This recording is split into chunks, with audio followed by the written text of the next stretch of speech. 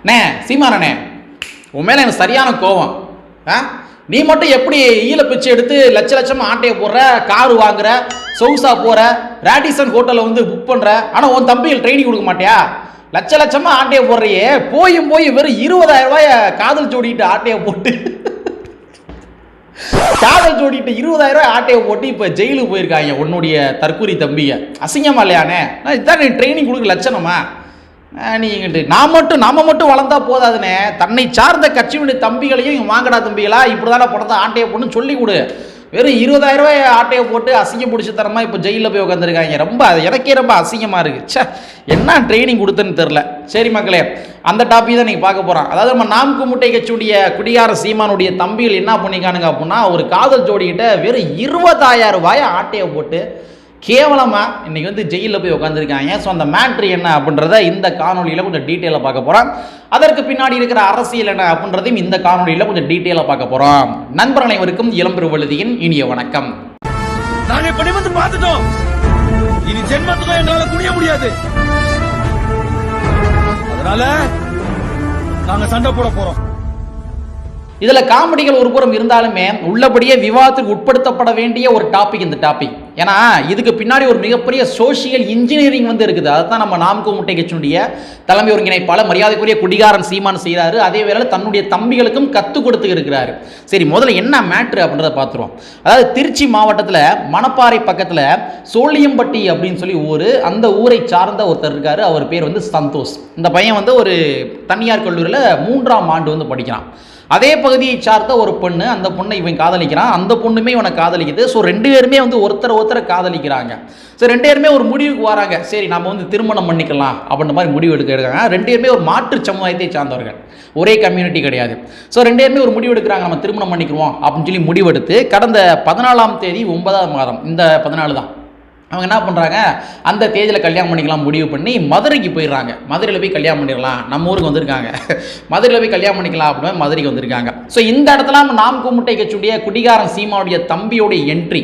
அதாவது அருணகிரி அப்படின்னு சொல்லி ஒருத்தர் இருக்கான். அவன் வந்து நாம் தமிழர் கட்சியில் நாம் குமுட்டை கட்சியில் வந்து அவன் மாநில கொள்கை பரப்பு செயலாளர். நல்லா தெரிஞ்சுங்க, அருணகிரி என்று சொல்லப்படுகின்ற ஒருத்தன் அவன் நாம் குமுட்டை கட்சியில் மாநில கொள்கை பரப்பு செயலாளர். இதில் இன்னொரு பியூட்டி என்ன தெரியுமா, இந்த அருணகிரி என்று சொல்லப்படுகின்ற இந்த கபோதி தான் கடந்த 2016ஆம் வருடம் நாம் குமுட்டை கட்சியின் சார்பாக மணப்பாறை சட்டமன்ற தொகுதியில் போட்டி போட்டு கேவலமாக தோத்து போன ஒருத்தன். இத்தனைக்கும் ஒரு வழக்கறிஞரும் கூட. ஸோ இவன் என்ன பண்ணுறான்னா, தன்னுடைய சொந்த பந்தங்கள் நம்ம தெரிஞ்ச நபர் எல்லாத்தையும் கூட்டிகிட்டு போய் இவங்க 2 சாதி மறுப்பு திருமணம் பண்ண போகிறாங்களே, அவங்கள போய் பிரித்து கூட்டிகிட்டு வந்துடுவோம் அப்படின்றக்காக இந்த அருணகிரி என்ன பண்ணுறான், மதுரை நோக்கி புறப்படுறான். மதுரைக்கு போய் அந்த காதல் ஜோடியும் பிடிச்சி தன்னுடைய வாகனத்தில் ஏற்றிக்கிட்டு அப்படியே வர வழியில் வந்து இந்த சந்தோஷ் என்று சொல்லப்படுகின்ற அந்த பையனை மிரட்டிக்கிட்டே வந்துட்டு ஒரு கட்டத்தில் என்ன பண்ணுறான்னா, அந்த சந்தோஷ் என்ற பையனை வந்து நல்லா அடித்து வெளுத்து வர வழியிலேயே மோகினி மலை அப்படி ஒரு இடத்துல வந்து இறக்கி விட்டுட்டு அவன்கிட்ட இருந்த 20,000 ரூபாய் பணத்தையும் ஆட்டையை போட்டுறான். 20,000 ரூபாய் பணத்தை ஆட்டையை போட்டு மொபைல் ஃபோனையும் பிடிக்கிறான்.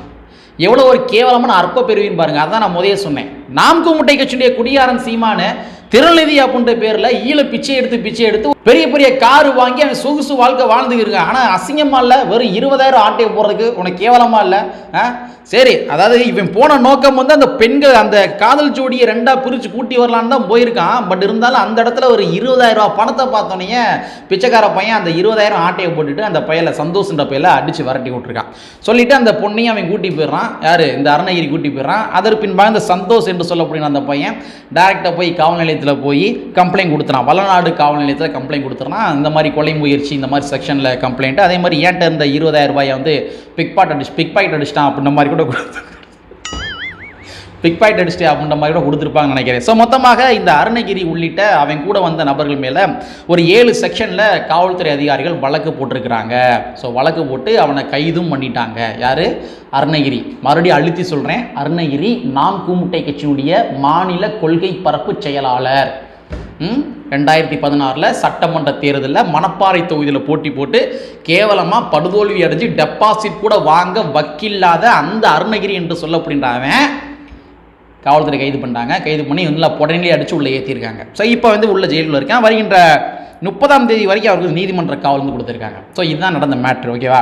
நான் ஆரம்பத்திலே சொன்ன மாதிரி இதில் காமெடிகள் ஒரு புறம் இருந்தாலும் கூட ரொம்ப சீரியஸாக விவாதத்திற்கு உட்படுத்தப்பட வேண்டிய ஒரு செய்தி. ஏன்னா இந்த 2 காதல் ஜோடிகள் இருக்காங்க தெரியுமா, அவங்க வந்து மாற்று சமுதாயத்தை சார்ந்தவர்கள். மொத்தத்தில் வந்து குடிகாரன் சீமானுடைய பார்வையிலிருந்து பார்க்குறப்ப அவங்க மாற்று சமுதாயத்தை சார்ந்தவர்களாக இருந்தாலும் கூட அவங்க வந்து உன்னுடைய பார்வையில் குடிகாரன் சீமானுடைய பார்வையில் தமிழ் குடிகள் தானே. ஏன்னா குடிகாரன் சீமானு தான் வந்து தமிழ்நாட்டில் இருக்கிற சாதிகள் ஃபுல்லாமே தமிழ் குடிகள், அது ஒன்றும் பிரச்சனை கிடையாது, ஓப்பனாக பேசலாம்னு சொல்லி சொல்கிறாப்ப இல்லை. அப்போ இந்த காதல் ஜோடிகளும் தமிழ் குடிகள் தானே. ஸோ தமிழ் குடிகளுக்குள்ள திருமணம் செய்து கொள்வதில் இந்த குடிகாரன் சீமானு என்ன பிரச்சனை?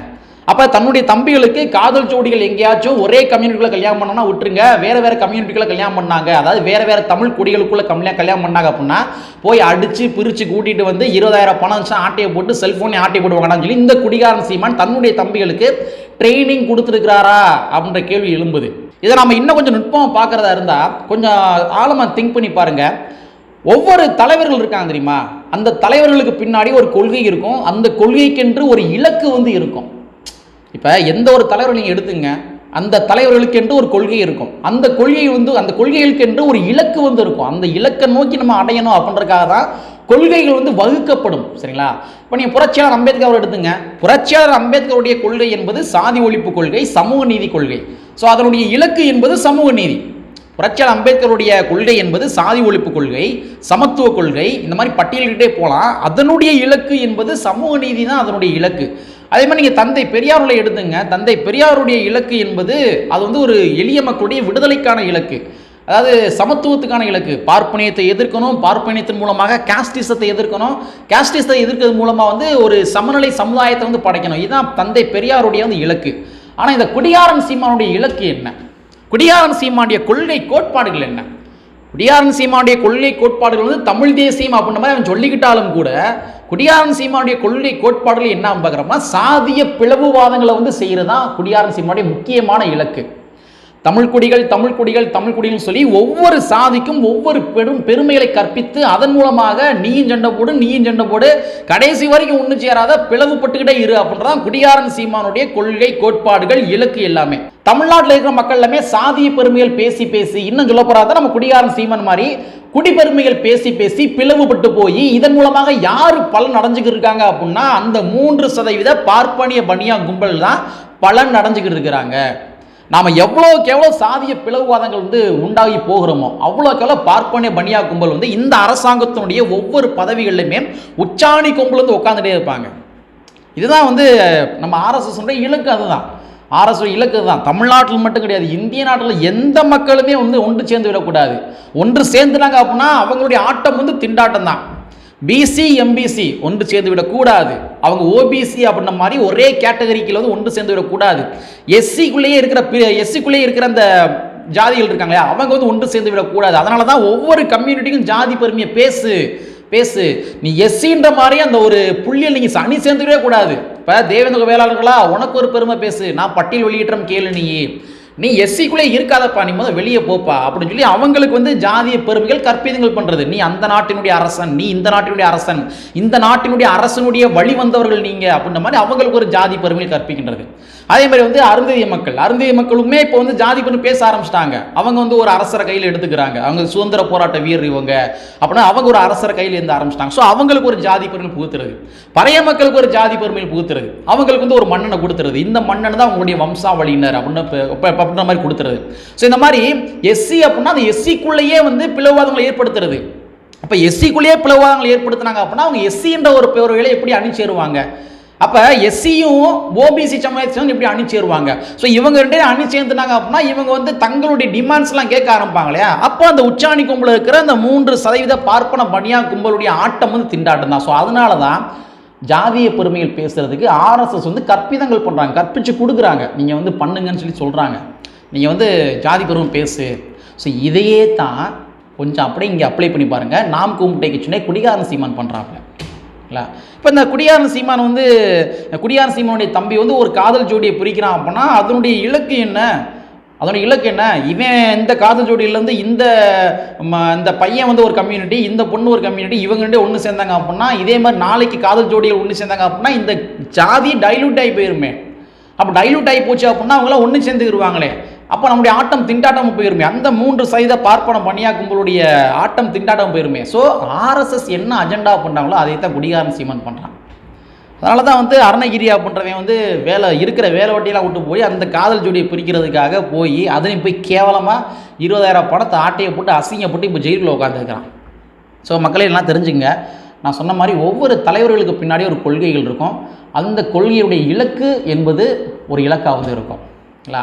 ஆனால் குடிகாரன் சீமானுடைய கொள்கை என்பது தமிழ் தேசியம் என்று சொல்லப்படுகின்ற அந்த போர்வையில் இருந்துக்கிட்டு டூப்ளிகேட் தமிழ் தேசியம் பேசிக்கிட்டு அதன் மூலமாக ஜாதிய பிளவுவாதங்களை ஏற்படுத்தணும், அதன் மூலமாக ஆர்எஸ்எஸ்க்கு வந்து வழி விடணும். இதுதான் குடிகாரன் சீமானுடைய இலக்கு. ஸோ அதனுடைய வெளிப்பாடுகளாக தான் இந்த தம்பி போய் கால் ஜோடி புரிஞ்சு வச்சுருக்கான் என்பதை கூறிக்கொண்டு, ஸோ சீமானுடைய தம்பிகள் எல்லாமே தெளிவு பிறக்க வேண்டும், தெளிவடைஞ்சுங்கப்பா, அவ்வளோதான். இல்லாட்டி வந்து உங்களுக்கும் வந்து களி தான். குடிகாரன் சீமான் வந்து ஜாதி பூர்வம் பேசி குடியுரிமை பேசி வந்து மேலே போய்கிட்டே இருப்பாப்புல. ஆனால் நீங்கள் கடைசி வரைக்கும் உள்ளதை வாக்காந்துக்கிறோம் என்பதை கூறிக்கொண்டு கற்பியோடு புரட்சி செய்து புரட்சி 50 வரையை கூறிக்கொண்டு நிறைய செய்கின்றேன். நன்றி, வணக்கம்.